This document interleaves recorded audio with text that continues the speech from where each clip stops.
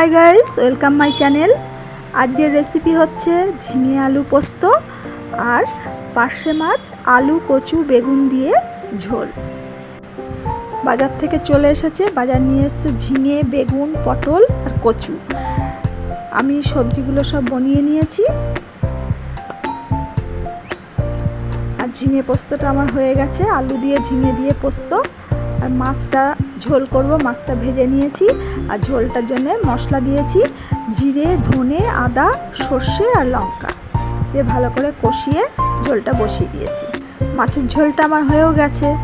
তাহলে এই রান্নাগুলো যদি ভালো লেগে থাকে প্লিজ কমেন্টে জানিও কেমন হয়েছে, লাইক করো আর শেয়ার করো। ঘরের ভেতরে তো রং করা হয়ে গেছে, তোমরা দেখেইছো। এখন সামনেটা রং করার পালা। সামনে এখন প্রাইমার দেওয়া হচ্ছে।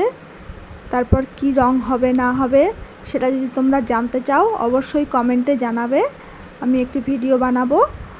আর মেয়ে অনলাইনে কিছু জিনিস অর্ডার করেছে, সেগুলো দেখতে চাইলে অবশ্যই কমেন্টে জানাবে, সেটা নিয়েও ভিডিও বানাবো। তাহলে আজকের মতো টাটা, বাই বাই।